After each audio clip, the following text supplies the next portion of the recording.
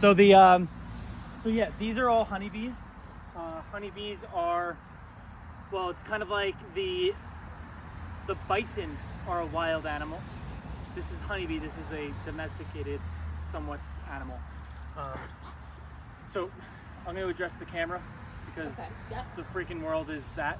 But then it's not there at all. So this video is because you're missing out.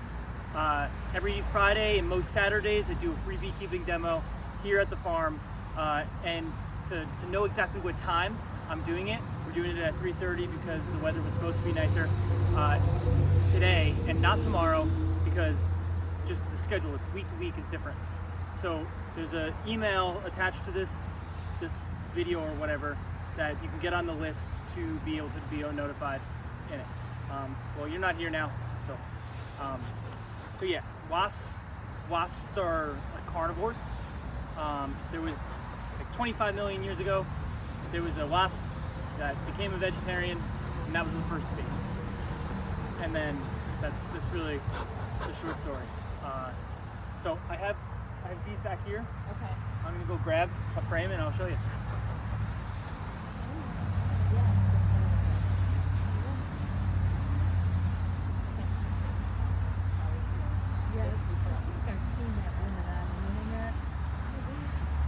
And it's all over them.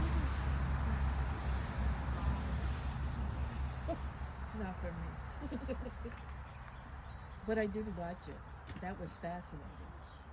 She moves them, yeah. She puts some, like, moves in, I guess, so they can move there and be safe and continue the work that they're supposed to do, I think.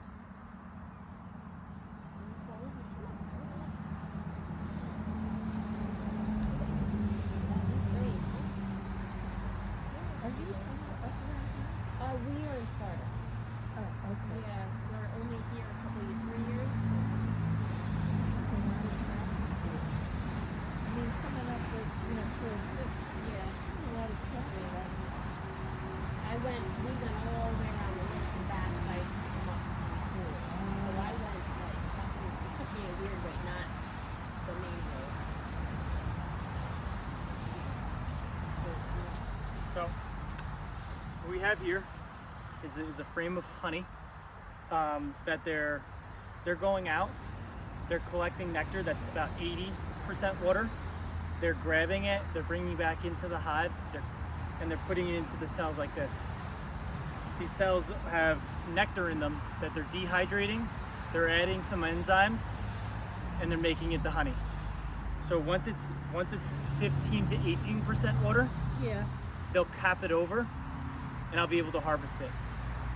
But right now, black locust is about to flower, and they're going to be bringing in way more honey than they're going to be bringing in more nectar than they can dehydrate.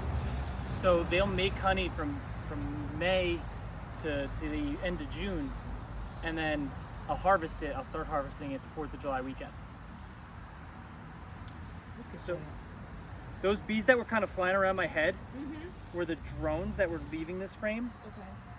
I should have grabbed one before it left. So they're bringing water to this Nectar. nectar. 80% water. 80% Yeah. water. So you want to see something cool? See that drip? Yeah. That was nectar. And that doesn't anger them or anything? No. You want me to do it on your hands? How do you do that? Shake it onto your hands. Oh, yeah. Oh, my goodness. Lick that. Lick it? Lick your hands, yeah. They're all over. They're all over me. They'll fly away. Wow. That's unbelievable. That's great. Dude, I just shook bees into these people's hands. Can you lick your hand? You gotta taste it. Oh, that was really good. That is black locust nectar. Oh my goodness. He's on my crotch. He'll fly away. In 5 weeks, we'll have black locust honey. Oh, wow. But And it's so sweet. it's not this is nectar that they haven't dehydrated yet. You know what I'm saying? Yeah. So I've never had black locust. I don't separate it. Okay. I mix it into my wildflower Okay. because it's a little bit of a pain to do so. Flick it. Pick them up. Pick them up? No, well, don't, maybe don't. Oh, don't? Okay. Here. I'm gonna touch it. You can just go. That's unbelievable. And Yeah. so, you want to see some bees? I'm gonna put this away. So this is actually it capped over. And so here, Come on over. this is also, if you want to look closer, this is a drone. Come on over here. This is a drone bee. Okay. Drip some nectar on her. He's doesn't have a stinger. All right, so all the male bees, you talk about mitosis and meiosis yet in school? No? All right. These are male bees. All right, they don't have stingers. Drones. It's just the common word for a male bee. The queen is a fertile female. All right, so drones, no stinger. I was a little rough with them. But there's no stinger, you There's can no go stinger. drone spitting. Yeah. Did you know that? I didn't know. I should have gave you it to the it's a Friday. Come back for a demo and I'll give you a drone. You can tie one of your mother's hairs to, okay? And you bring it in as like a pet to school. Oh no. So say this sounds like one of those like witchcraft things. You can tie a piece of hair and wow, that I'm pretty sure that's what my Uncle Jim did to my Aunt Liz in middle school. Like she's got long red hair and that's what she did. know this. So drones don't have stingers. No stinger. Yep. And so what I did was I just shook, see the drip? Yeah. It's a little less. Nice size. Well, that was a lot more. Yeah, but that So- was unbelievable. I'm gonna close up this hive. Okay. Yeah. That was really cool. I have right to the car though. It was real serious. Yes. Really sticky. Yeah. Really. Well, how good does it taste?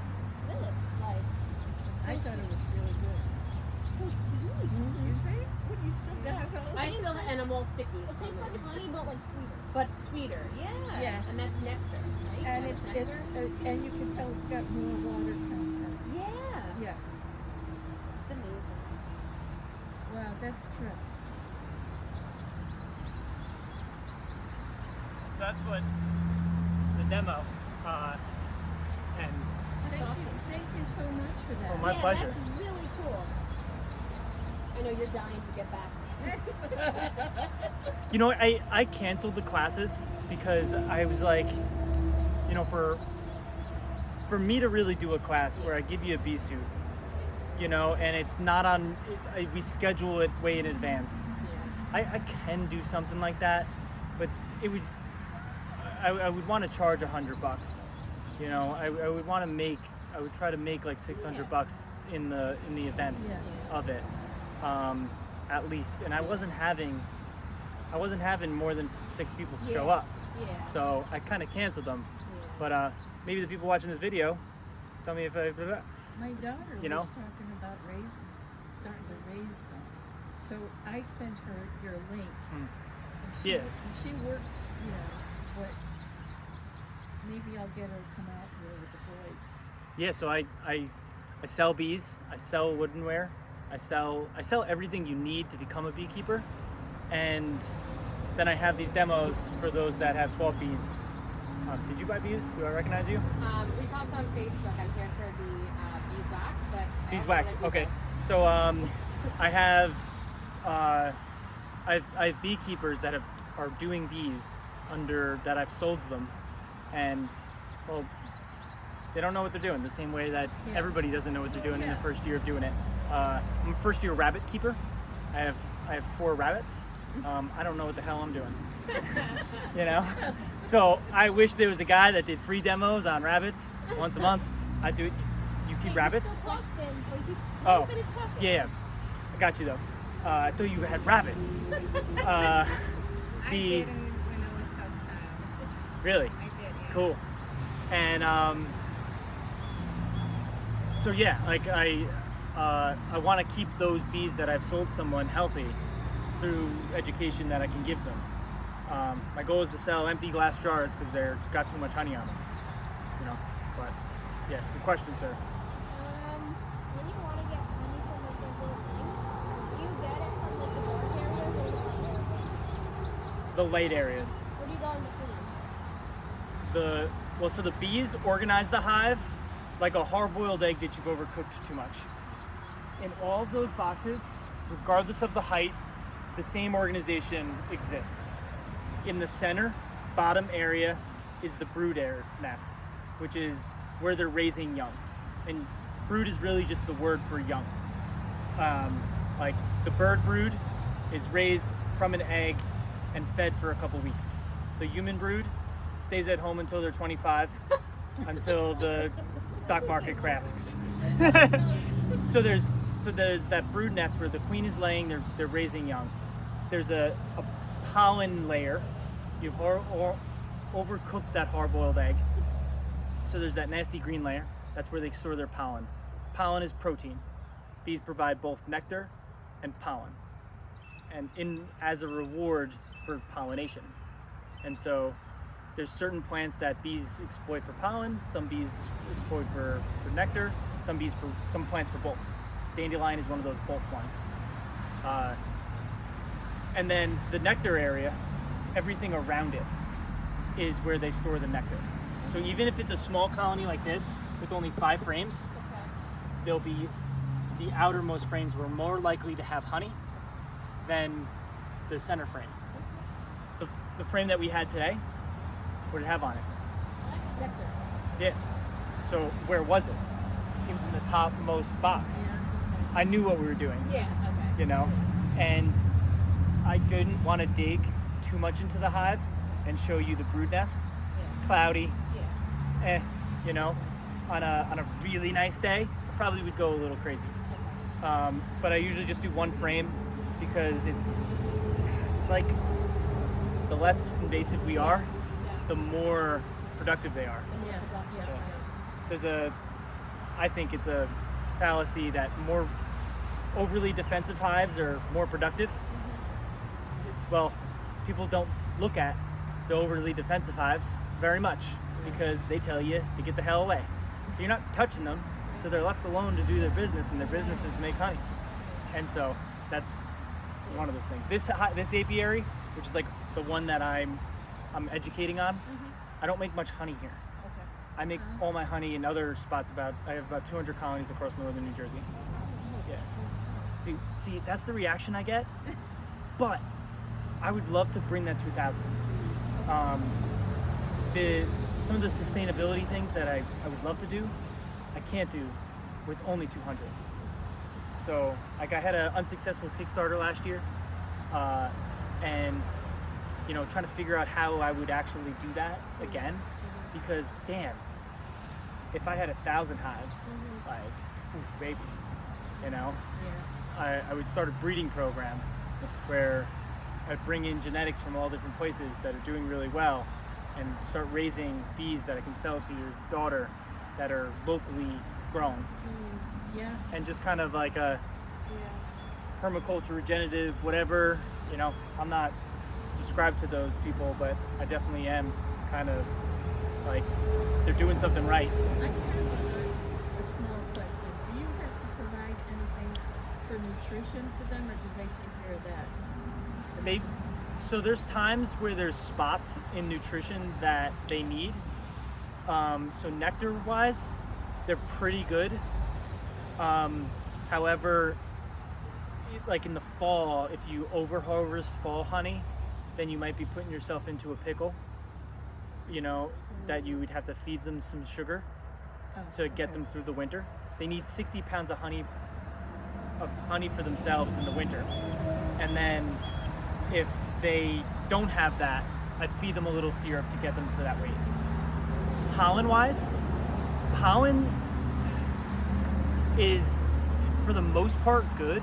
They're good for the other bee, or like, there's enough pollen in the environment that they do fine. However, I did last year have an issue where I had a hive that was not looking great, and so I dug deeper, and then I found that they just were not diseased or anything, but they just, well, they didn't have a drop of pollen in them. And so I was like, what the heck's going on? I don't know. I couldn't get in touch with the person that I thought would be able to help me. And so what I did was I put a new queen in there, different genetics. Maybe this queen didn't have the workforce to go do pollen. I don't know. And I fed them pollen. They sell pollen patties to boost hives. A beekeeper might feed them in March a little bit of pollen before the dandelions bloom to stimulate growth inside the colony so they're even stronger. Oh, that makes sense. So, That's not bad. yeah. But, yes, sir. Do you have any social media that I could subscribe to? Yeah, it's Harvey Beekeeping. I'll help you. On Yeah. what? On the Instagram, the Facebook, the YouTube. Definitely not TikTok. Trying to do more X because Eli Musk is the boy. I'm a huge fan of him. But yeah, that's that. Yeah, I'll find it. Yeah. So, and you got a big block coming? What's up? I got a big block of beeswax for you. Yeah, yeah. Okay. So yeah, that's the demo. That's it. I'm gonna get some honey. All right. Yeah. Great. Thank you so much. Oh, my pleasure. Very, very